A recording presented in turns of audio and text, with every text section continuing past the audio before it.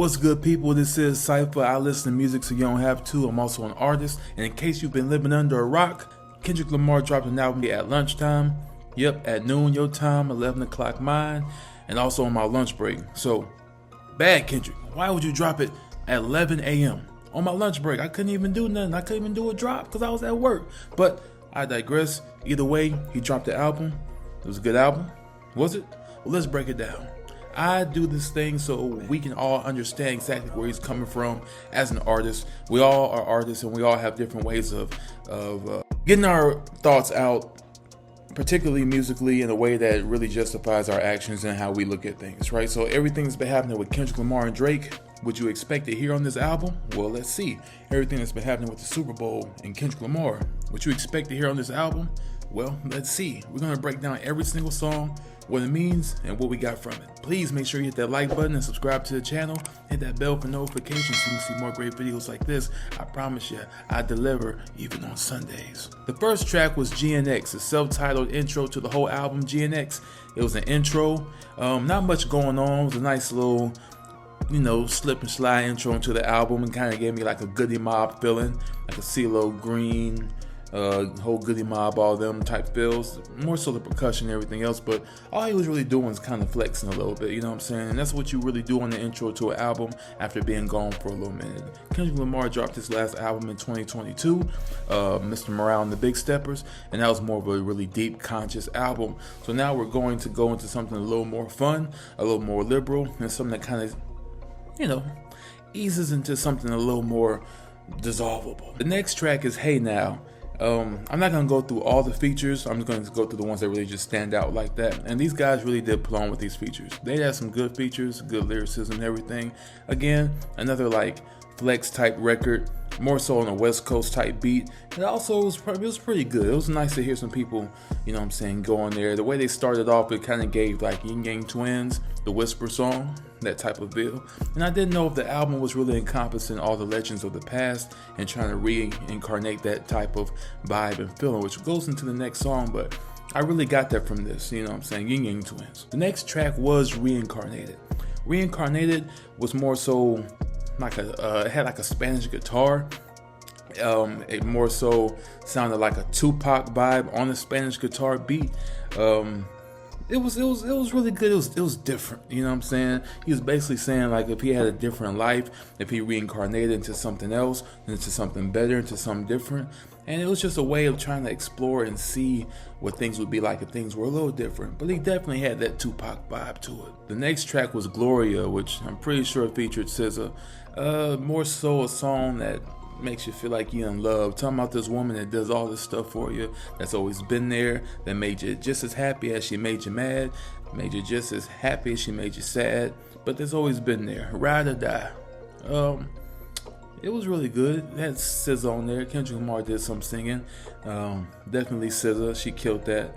Real smooth track, you know what I'm saying? I didn't know where they were going with it at first, but it was definitely a smooth song. So far we're like a third of the way into the album, or a quarter of the way into the album, I'm sorry. Not much is going on right now. Yeah, a third of the way into the album.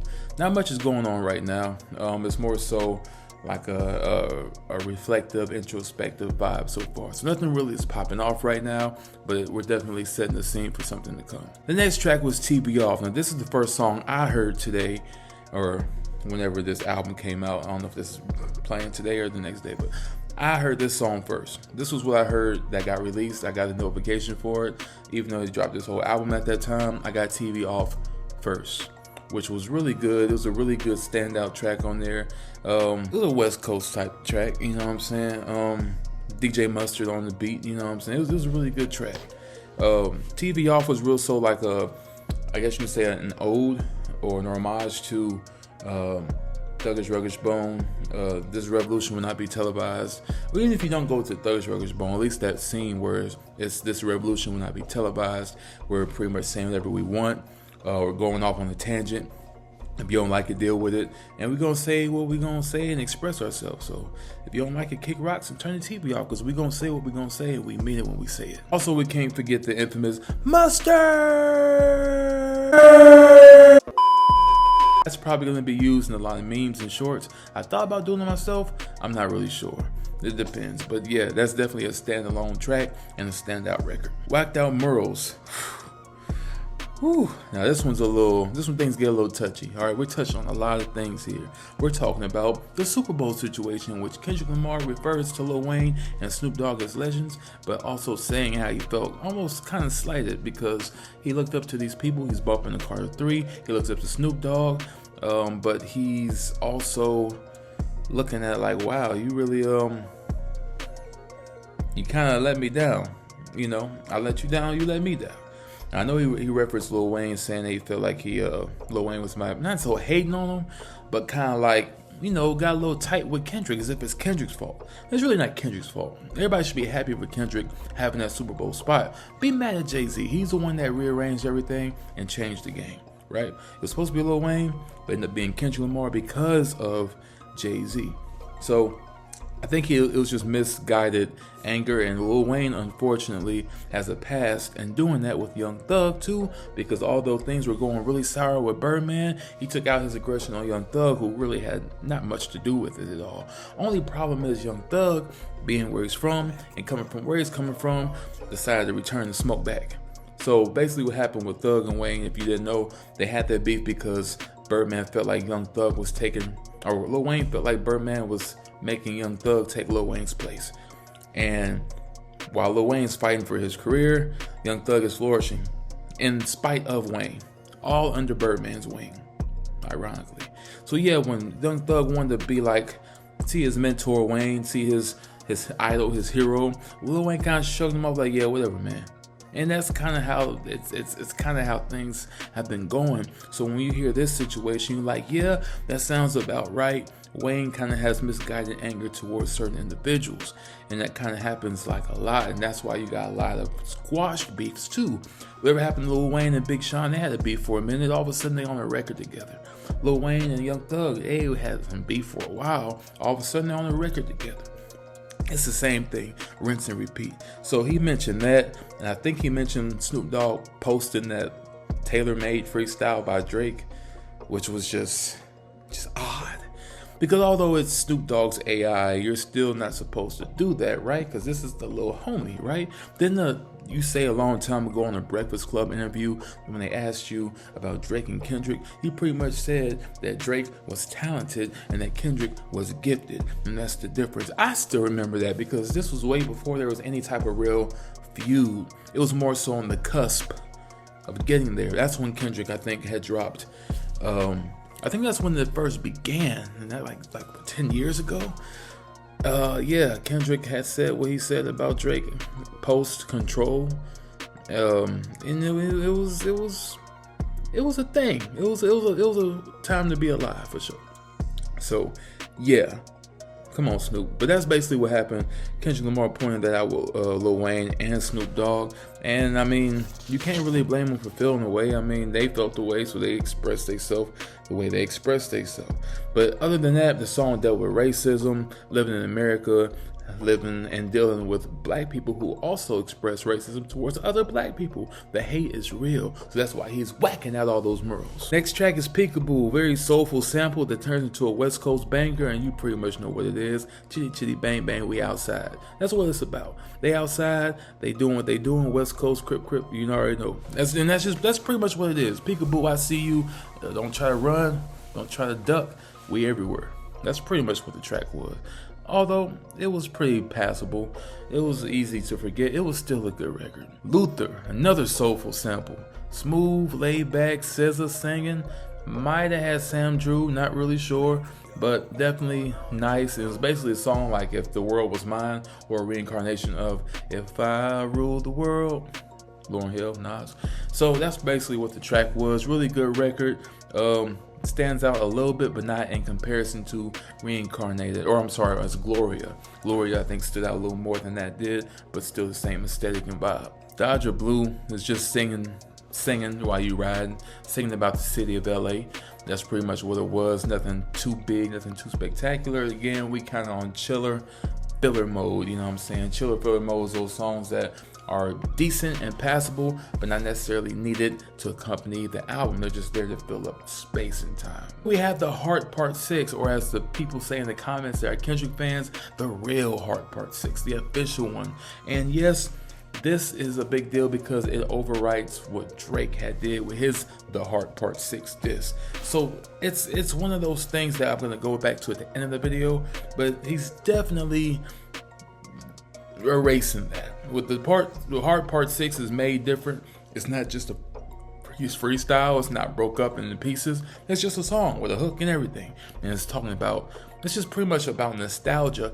He's going over how Ab-Soul inspired his pen, which I didn't know that. I thought it was the other way around, but apparently Ab-Soul inspired Kendrick's pen. Who knew? He talked about how him and Schoolboy Q came up, how Schoolboy Q said they're gonna be sleeping on you, Kendrick. They can't be, but they will be, but it's okay because they ain't going to no more. And Kendrick was talking about how him and J-Rock was pretty much on the same level and trying to get on together. And if one made it, then they both made it. It was all good. Top was top, Dave Freeze, everybody. So it was a nice, memorable track. Next track, Man at the Garden, which was probably the most serious, deep track on there. Basically talking about a man who made it, another Goody Mob type feel. He's basically praising himself, praising his family, praising his people, thankful for them, and saying how everybody deserves this life. It's a life that wasn't just given to them, it was hard earned, and it's okay to talk about that because it's okay to talk about that. A lot of people get cocky mixed up with confident, and it's okay to be confident. If you're cocky, that's different. Cocky is basically when you're bragging about what you do have and can do, and you are pretty much unapologetic about offending anybody. Confident is knowing your strengths and exhibiting them in a way that makes you look good. That's it, and it's okay to do that. It's not selfish. It's okay to be confident, not cocky. But Man at the Garden is pretty much a really good solid track. And the last track on the album, Squabble Up, pretty much a house party, a West Coast block party. I mean, nothing really significant is happening here. It's just a party. It's a West Coast banger. What can you say? And then ain't nothing else to it. Bip, bop, bop, bop, bop. Let's go. Ready. Nice way to close the album. It's a party. It starts off as a party, ends as a party. And that wraps up Kendrick's album. Now, let's go to some main points. Well, one main point, as I want to take from this, is that Kendrick is addressing what happened with Wayne and Snoop, which I'm very sad about when it comes to the Wayne part, because I know how much Kendrick looked up to Wayne. And I know it must be a problem, having Wayne look at him like, you took my spot. I know that probably messes with Kendrick, and nobody wants to hear their hero be tight. You know what I'm saying? So I hate that happened, but I'm glad he addressed it, to where people are kind of there. And that's the thing. It's almost like a lure or a trap, because I don't think Kendrick would openly want to diss Wayne or Snoop if it was to come to that. But if they were to retaliate with something, I'm pretty sure Kendrick would be war ready. Now, as far as the tracks that stand out the most to me, the one we just talked about, Whacked Out Merle's, TV Off, which was really good. The Heart Part 6, Man at the Garden. Those are my 4 favorite. And I think Whacked Off Merle's might be my favorite record on there. I'm just not entirely sure yet. Also, TV Off is good. It's really good. So, the biggest takeaway I can get from this album is it was okay. It wasn't just brilliant or anything, but also wasn't trash. It was very satisfactory to where we finally got the Kendrick album we've been waiting for. Now, is it just full of bangers and hot spots? It just depends on if you're a K-Dot fan and if you're really riding high on it. To be honest, this album has to be broken down like this because we have to examine and figure out if it's good or if it's bad. And if it is good, is it good because it actually is good, or good because we hyped it up? Because right now, Kendrick Lamar is the most hyped up artist of the year. Now, whether you want to believe he's actually as good as the hype or not is completely up to you, but you can't deny that he is the most hyped artist right now. He's getting 250,000 views 10 minutes into his drops. So the fact that that's happening lets you know that he is the hottest artist at the moment today. And with that being said, a lot of things are going to appear to be hot when they're not really hot. And some things are just hot. It's kind of like food. Sometimes when you get some food that's piping hot, it may seem like it's really good, but then after it cools down and time goes by, you're like, oh, this ain't really that good. It was just really hot, so I thought it was fire. Other way around, some stuff you get hot and you like, this is okay, but I ain't really taste it. But then once it settles down and the flavor kicks in, later on after it's been sitting, you like, oh, there it go. So it's kind of one of those situations. That's why it's hard to judge this album right now. It's so fresh. But to be honest, I don't think the album has really that much replay value. I think it's good for hip hop consumption. It's definitely going on my list for top 25 albums of the year. But as far as it being the best album, I know some other albums that are better than that I've heard this year. And it's definitely something to look at and say, we got something. It may not be the best, but we got something. Do I like Mr. Morale and the Big Steppers more than this album? Yes. Do I replay Big Steppers a lot? No, but there are songs I can go back to and be like, I can genuinely listen to this. This album, I'd have to really be in the mood to listen to these songs. Although I picked out my favorites, they're not something that I would just blast daily. I honestly think that his disses were better than this album. I think Euphoria was better than this album. I think that Not Like Us was better than this album. I think that all his disses were better. Now the songs were better than some of the disses, but the two big disses, Euphoria and Not Like Us, I think are his biggest records to date. So as far as listenability, I can listen to Euphoria every day, to be honest.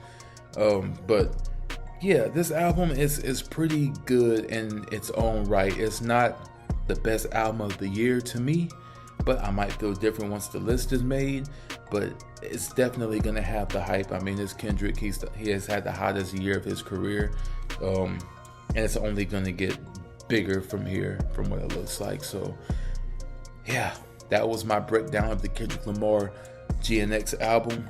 He basically talked about, on the West Coast side of things mostly, how he has love for himself, his family, his people, and how he wants to just stand out and move on to bigger and better things. He's been grinding for so long that he wants to be an executive producer. He wants to be a boss, a head honcho of things. He wants to move on from being the backpack rapper to owning backpacks. You know what I'm saying? And there's nothing wrong with that. There's nothing wrong with exhibiting growth. And that's what we want and need, more hip-hop artists to exhibit growth and show that, and to really just put that into retrospective. So these songs, I think, were good for its time. Will I be playing it again? Maybe later when I really want to just hear more and really break down more. But at the moment, it was okay. It wasn't great. It wasn't horrible. It was okay, and that's fine. It's okay to have an okay album when you are that good. So we can only see what happens in time after this. As far as right now, we don't have any new music from Drake. We had what we had like last month or whatever, or a couple months ago, but it was just literally filler. What I got from this album was, with this GNX album, more so felt like an experiment than an actual deep cut, because I know how Kendrick can get. You know how Kendrick can get when it comes to these songs and these albums. This was more so like a taste or an introduction, or here's something for now. Here's an appetizer. I got more coming, but here's an appetizer. That's what it felt like. And as far as it being that, and if that's the case, then cool. If not, this might be a little issue for Kendrick, because honestly, it takes a while to make an album, like a while. And this just came out hot, fresh out the oven now. So we might not get no more new music from Kendrick for a while. Or if it was my first theory correct, then this is just an appetizer of what's to come early next year. So thank you guys for watching. I appreciate y'all as always. This is Cypher. I'm an artist, and I listen to other artists, so you don't have to. Hit the like button and subscribe. And y'all have a blessed day and night. Y'all be careful. All right. Peace.